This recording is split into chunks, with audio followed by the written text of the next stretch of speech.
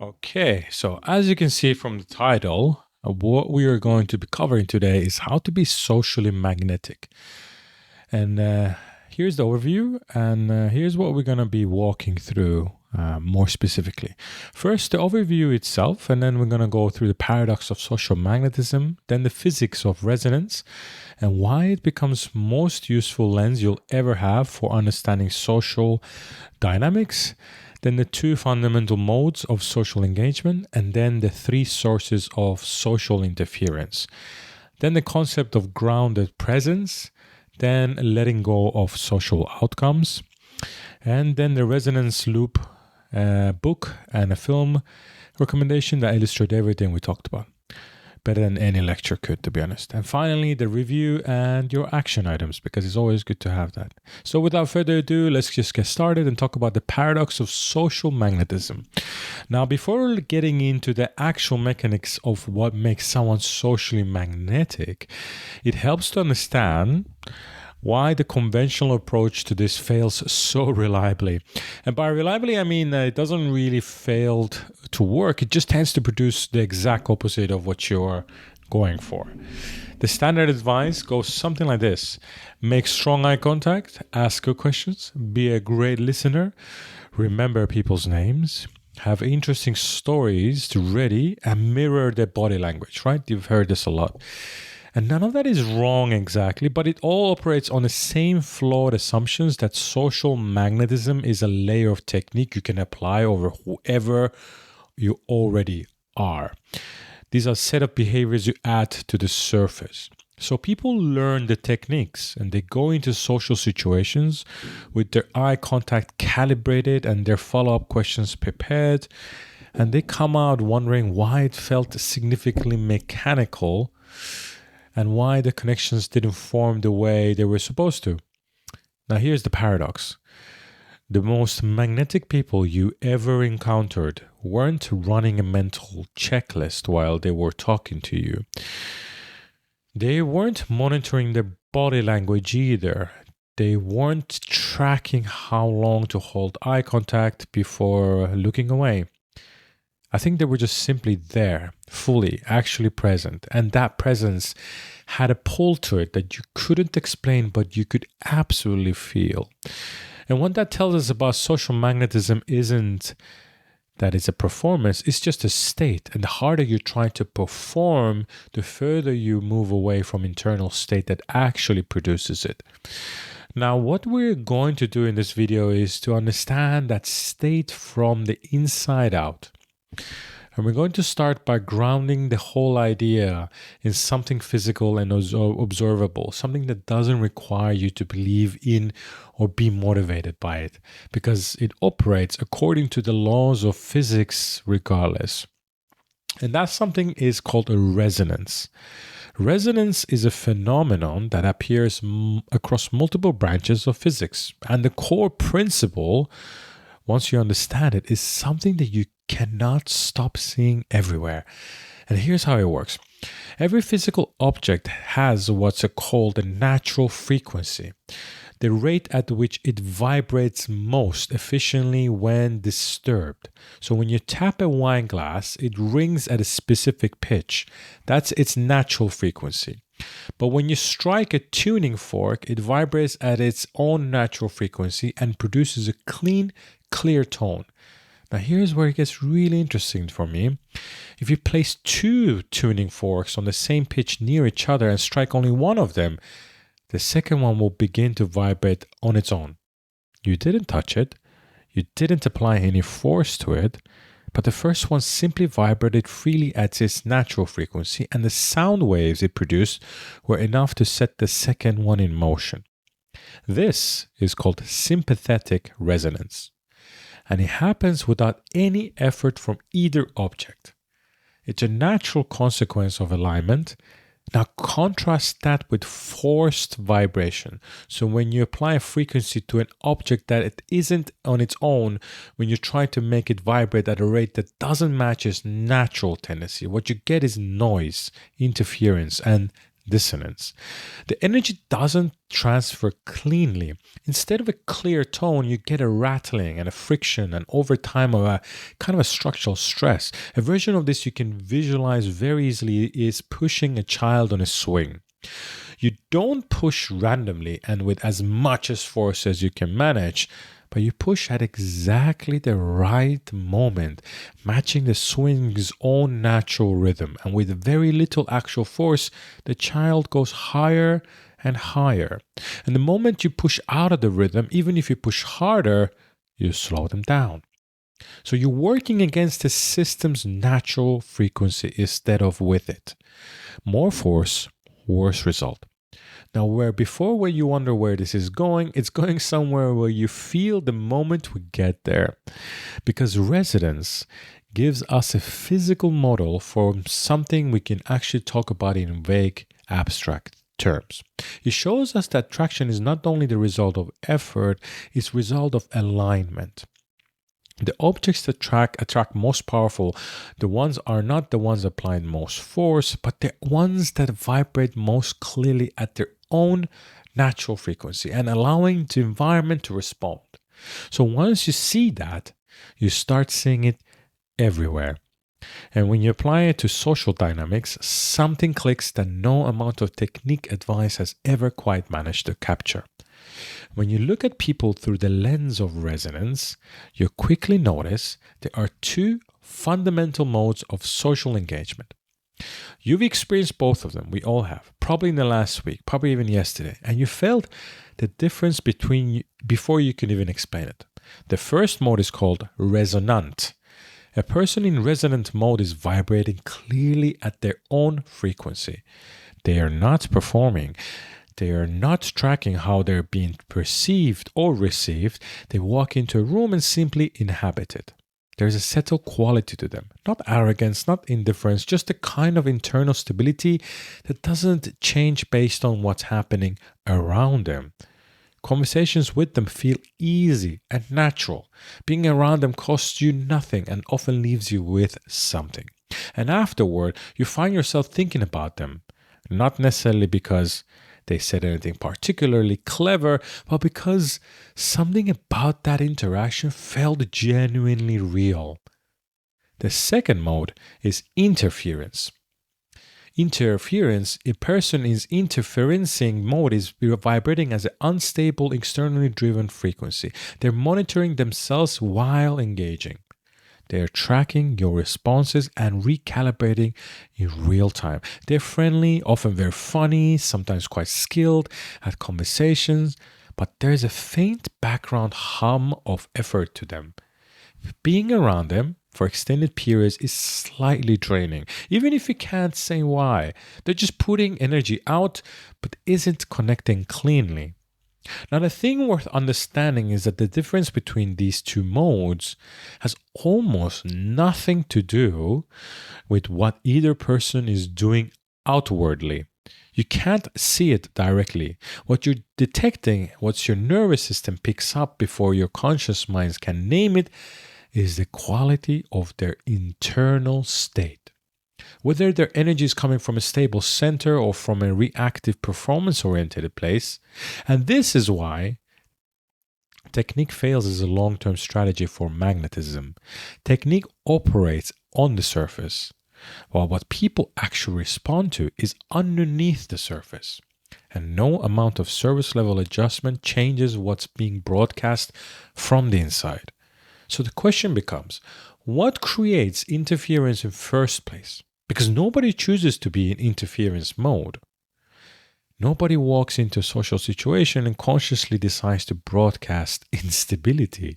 The interference builds from specific internal patterns, and those patterns have a logic to them once you see what they are. Now, social interference doesn't usually appear all at once. It builds gradually, and it tends to come from three distinct sources. Most people are carrying all three of them simultaneously without being fully aware of it. Now, the first one is self-monitoring. Self-monitoring is when a portion of your attention is permanently allocated to watching yourself perform while you're performing. So while you're talking to someone, there is a background process running in your mind that's evaluating whether you're being interesting enough, funny enough, smart enough. Sounds familiar? Because you're simultaneously in the conversation and observing yourself be in the conversation from slightly outside of it. It's really trippy. That split has an enormous cost because when your attention is in two places at once, you can't really be fully present with the person in front of you. You're missing things. The subtle change in their expression, the moment when the energy in the room changed, the thing they said that was actually the most interesting part. You missed it. You respond slightly off tempo. There are moments where your eyes go slightly flat because the internal commentary got louder than the external reality. And here's the part that makes it so counterproductive because the sound self-monitoring itself is the thing making you less magnetic. The very attempt to appear more interesting is making you less interesting because the attention that should be going outward into genuine curiosity, the real engagement, the authentic response is being consumed internally by the surveillance of your own performance. Now, the antidote is not trying to stop monitoring yourself. That just produces a new layer of noise. The antidote is having something more compelling to direct your attention toward, which is the actual person in front of you. And we'll come back to exactly how that works. But the second source I want to mention is approval seeking. Approval seeking is when your internal state is directly tied to whether or not someone likes you. I've been guilty of this many years. You enter a social situation and some part of you is essentially submitting an application.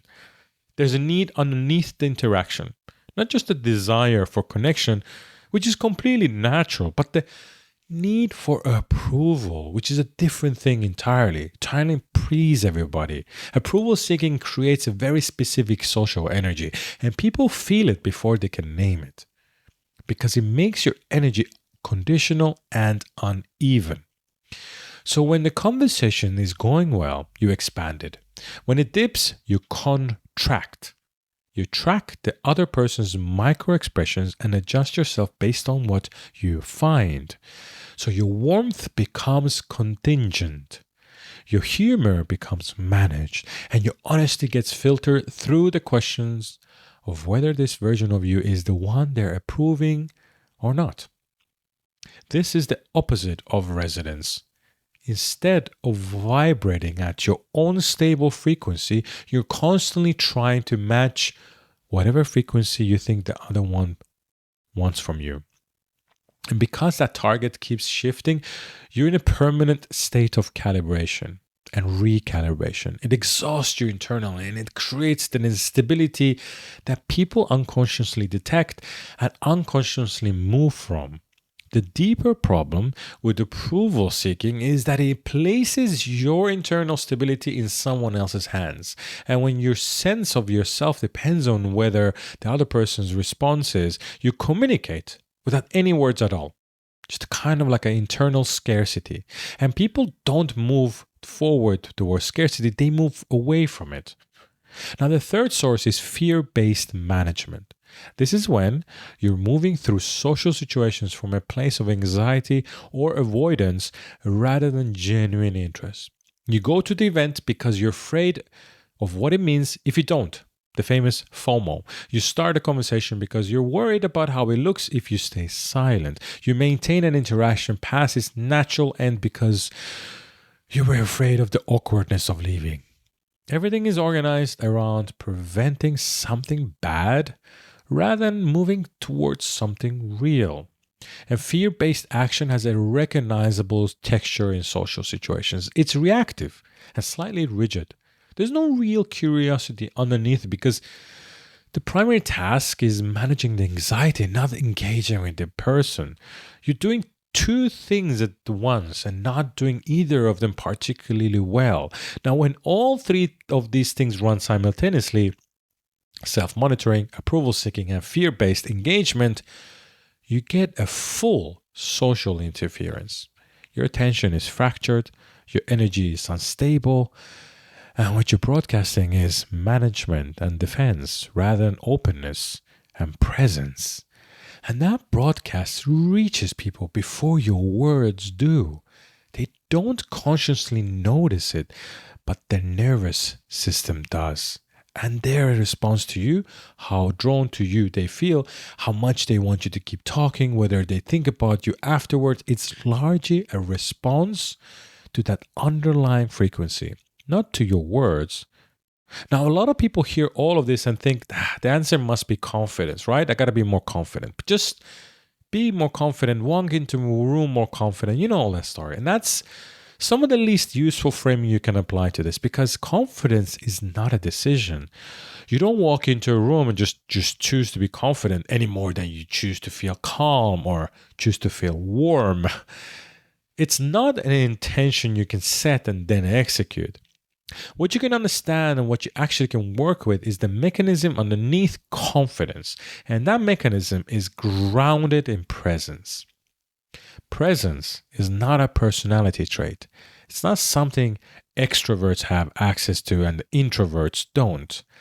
Presence is simply the state of having your attention fully in the current moment, on the person in front of you, on what's actually happening in the interaction, on the reality of the conversation, rather than on your mental simulation of what's and how it's going on.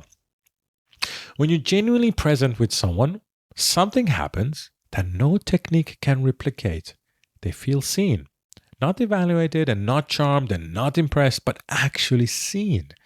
They feel that you're listening rather than waiting to talk. And that's really important. They feel that your curiosity about them is real rather than performed. They sense that your attention is on them rather than on your own image. And that experience of being genuinely attended to is rare enough that it registers as a remarkable thing, even if the person receiving it can't articulate why. They think about the conversation you still remember from your life. The ones that felt different. Almost universally, that made them significant wasn't the topic of words, but it was the quality of attention. Someone was fully there, and you could feel it, and it made you feel real and interesting and worth engaging with in return. That's the actual mechanism of what people call charisma. Not a particular personality type, not a specific set of vocals or qualities or behavior patterns, but it's about the presence. Full, stable, genuine presence. And presence can't be faked, because the moment you try to perform it, you've left it. You're back in self-monitoring. Your performance of the presence is the absence of presence. So ease does not mean passivity here. And a lot of people have this feeling that if something feels effortless, they must be doing something wrong. That if there is no tension and no performance and no active management of the interaction, they must not be trying hard enough. But that feeling is precisely the interference talking. That belief that magnetism requires effort is exactly what's been generating the turbulence. Magnetism is what happens when you stop performing and start inhabiting. When you stop tracking your image and start genuinely attending to the person in front of you. When you stop trying to be interesting and actually get interested instead. That shift is small internally and enormous in terms of what other people experience in your presence. Now, the practical foundation of social resonance is letting go of social outcomes. And I know that sounds close to a cliche until you understand the actual mechanisms of what shifts when you actually do it. Because once you understand the mechanics, it becomes one of the most useful things you can internalize, and you definitely can learn this.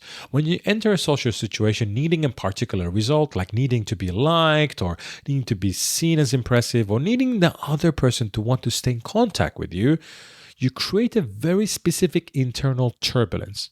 Your attention is split.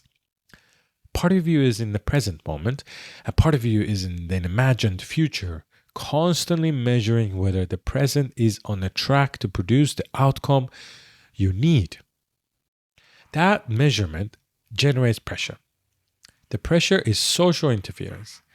It makes you slightly less available then you'd otherwise be slightly more guarded, slightly more reactive to every single thing that the person gives or says, because every single is data to you, whatever the outcome is, in or out. Now, what most people confuse letting go of the outcome with not caring. And that distinction is worth being precise about because they are not remotely the same thing. Indifference means you withdrawn your energy from the interaction.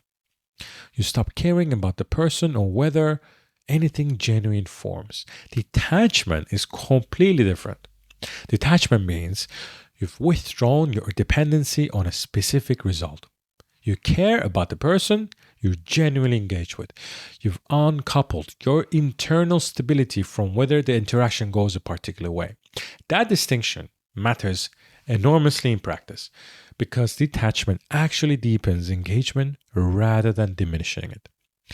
Whether you're not tracking the outcome, you can be more honest.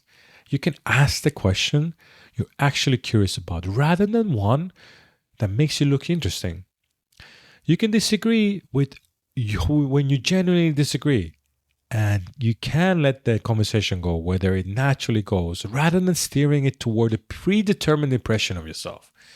Attachment to social outcomes is almost always rooted in identity. When your sense of your own worth has something to do with whether this interaction goes well, social situations become existential.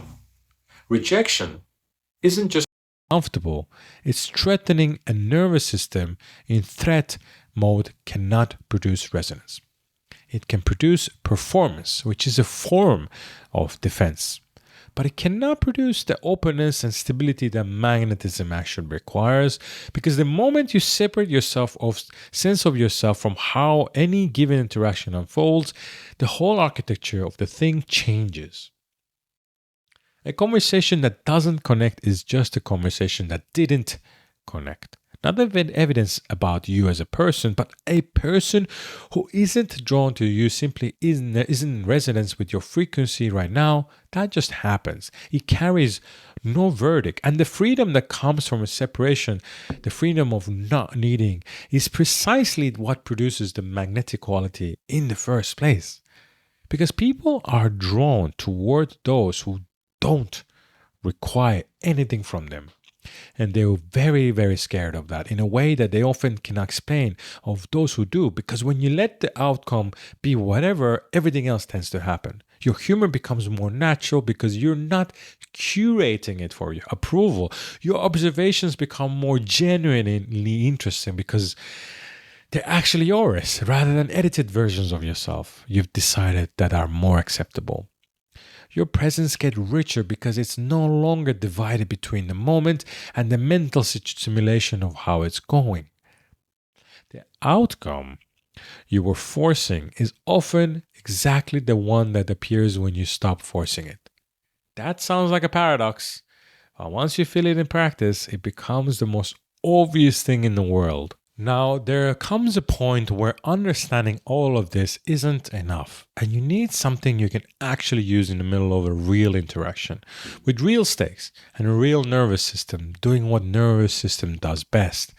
And this is where the resonance loop becomes your anchor. The loop has 3 parts: root, receive, and release. Each one addresses a different layer of social interference, so you don't get pulled into the spiral before you had a chance to recalibrate. It's not a ritual. It's not something you do as a pre-conversation warm-up. It's a reset you can move through in real time, in the space between moments, as many times as you need, whenever you notice yourself drifting out of alignment. The first step is root. Rooting is the act of returning to your own center. While you are in a social situation, there are constant small pulls away from that center. A comment that triggered your self-monitoring, a pause in the conversation that activated the approval seeking, a moment where you started tracking them instead of simply being with them. Rooting is the act of noticing that you've drifted and returning. You know you need to root when you feel yourself accelerating. talking slightly faster than you actually think, laughing a half second before something actually struck you as funny, scanning their face for information about how you're landing. That acceleration is the beginning of interference. It's the first moment when the performance instinct kicks in and starts generating turbulence. Routing isn't complicated. It might be a single breath. It might be a deliberate showing of your pace. It might simply be the recognition, the noticing, because the act of noticing is already most of the work. The moment you observe the interference, you've taken a step outside of it. And that distance is often enough to begin dissolving it. What you're doing when you root is essentially telling your nervous system that this moment doesn't require defense. There's no real danger here. There's a conversation.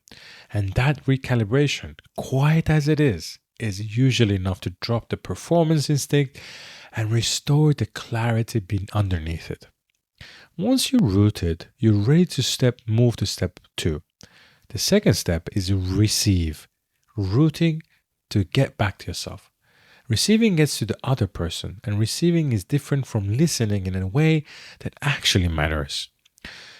Most people listen with an agenda running underneath. They're waiting for a gap in the conversation to say the thing they've been holding while the other person was talking.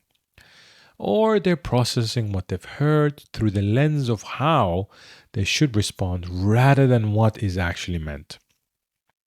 Receiving means letting what someone is saying fully land, letting it affect you, letting your response emerge from what they actually said rather than form what you prepared.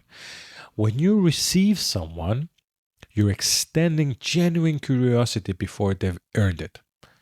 They're treating them as interesting before they're proving themselves interesting.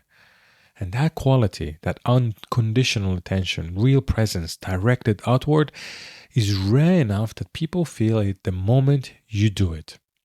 Most people move through social life being half attended to, which is part of why full attention has the impact it does, because when someone encounters it, they really are mind blown by it. The other thing, when you genuinely receive someone, is that the conversation becomes a real exchange rather than two performances happening adjacent to each other. Two people performing at each other creates the social equivalent of forced vibration. The energy going out from both sides but not connecting. Two people actually receiving each other creates resonance. And that's powerful. The interaction starts generating its own momentum, and you stop having to manage it, which is exactly what you want. And receiving also solves the self-monitoring problem without you having to address it directly. Because you cannot genuinely attend to another person while you're simultaneously monitoring yourself. It's not possible to do both at once. The moment your attention moves fully outward, onto them, onto what they're actually saying, onto your genuine response to it, the internal commentary quiets it. Not because you suppressed it, but because your attention found something better to do. The third step is release. Release is letting go of how the interaction lands. Once you're rooted and received, once you've shown up from your own center and extended real attention, release means allowing the conversation to unfold without trying to steer it toward the predetermined destination. You say the honest thing instead of the strategic thing. You respond to what actually is in front of you rather than what you arrived planning to say. You let there be pauses without rushing to fill them. You let the energy go where it naturally wants to go. You stop trying to produce a particular outcome and let the interaction be what it is. This is the hardest step for most people because, it requires retrusting that who you actually are, the unmanaged, unfiltered, not curated for acceptability. It's enough to produce a genuine connection without engineering it. And that trust is uncomfortable. If you spend years operating under the assumption that your already analytic self needs improvement before it's suitable for other people. And here's what's consistently true. Managed versions of yourself are always less magnetic than the real one. Every layer of curation, every self-edited version you put towards costs you some degree of presence. And it's presence, not performance, that produces resonance. The tuning fork doesn't curate its frequency, it simply vibrates at what it is, and the environment responds to it. Release also applies after the interaction ends. You let go of the post-mortem. You stop analyzing what you should have said differently, stop measuring where it went well, stop extracting a verdict about yourself from how it unfolded. You let it be what it was, and you move towards without carrying it. So the loop is root, receive, and release. It's something you run over and over throughout the day. Not just in high-stake conversations or situations, but in small ones, brief exchanges, ordinary interactions, moments that doesn't seem to matter. Those small moments are where the conditioning actually happens. Because that's where turbulence usually begins and where most people don't bother to intervene.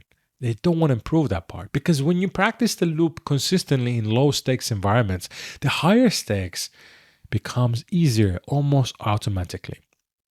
If you already taught your nervous system the pattern, it knows how to return it. What you're ultimately conditioning is the ability to stay in resonance, to stay at your own frequency, stable, clear, regardless of the social environment around you. And the more consistently you can do that, the more consistently people will be drawn to you. Not because you mastered a set of techniques, but because you stopped generating the interference that was keeping them at a distance. There's an idea that keeps appearing across traditions when you look at what the most compelling people throughout the history have in common. The Taoists articulated is at Wu Wei, which translates roughly as action without force, or movement that arises from alignment rather than effort. It's not inaction, it's not really passivity either. It's the idea that most effective action is action that moves with the natural current rather than against it. Wu Wei mirrors resonance almost exactly. The person who embodies it isn't trying to move the room. They're just simply vibrating clearly at their own frequency, and the room responds. What reads as effortless magnetism from the outside is the absence of interference on the inside. They're suppressing anything, nothing. They simply have nothing chaotic to suppress. Their presence communicates as kind of internal coherence that no performance can manufacture. Because performance itself is the opposite of coherence. Now, humans struggle with this because we've been conditioned so well to associate effort with results. Push harder, try more, optimize the output. And there are domains where that logic holds. Yeah, for sure. But social dynamics are not one of them. Because the thing you're trying to produce, genuine connection, real interaction, the feeling that someone is drawn to you cannot be manufactured with effort. It emerges when you remove what's been blocking it. You don't become magnetic by adding more. You become magnetic by clearing the interference, stabilizing at your own frequency, and allowing resonance to do what it actually does naturally. Before we get to the review of the entire episode, I want to leave you with one book and one film that between them cover everything we talked about today in ways that will make it land deeper than anything I've said before, because that's how books and movies work. The book is The Charisma Myth by Olivia Fox Cabane. The reason I'm recommending it is that it makes exactly the same argument this video makes, but from a research angle rather than a physics one. That charisma is not a trait you're born with. It's a state produced by three internal conditions: presence, power, and warmth. The majority of the book is concerned with what disrupts those conditions from the inside and how you can clear the interference. What I find valuable about is that Cabane doesn't dress it up with mysticism. She's clinical about it. She's worked with executives, politicians, and people in really high-stakes social environments. And the through line in all of this is that the people who are most magnetically effective are the ones who learn to quiet the internal noise, their self-monitoring, the approval seeking, and simply inhabit the moment they're in.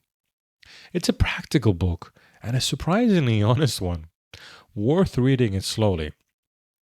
Okay, so my film recommendation is Lost in Translation by Sofia Coppola.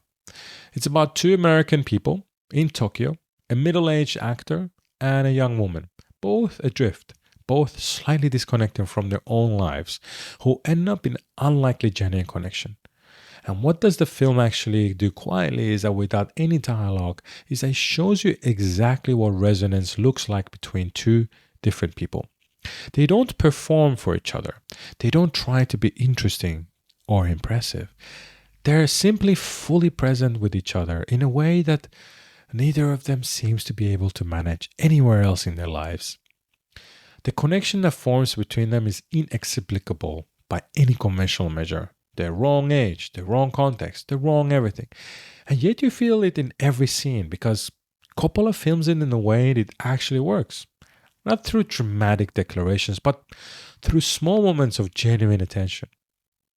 Watch it once for the story, but watch it a second time and pay attention to what's happening in the space between the worlds. Okay, so what did we talk about in this video? Let's do a little recap because it's always useful.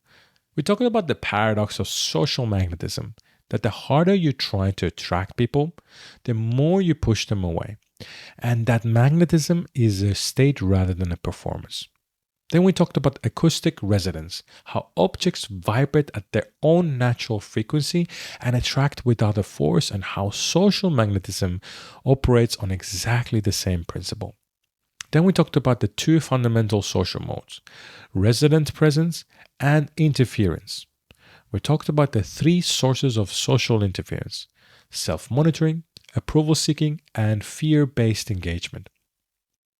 Then we talked about grounded presence as the actual mechanism underneath what we usually call charisma. We talked about letting go of social outcomes and the specific difference between detachment and indifference, which is the distinction that makes this practical rather than abstract. Then we talked about resonance, the resonance loop, root, receive, release, as a real-time reset for returning to alignment in the middle of an actual interaction. And then we talked about the charisma myth by Olivia Fox-Cabot and Lost in Translation movie by Coppola as your companion reading and watching for everything this video covered.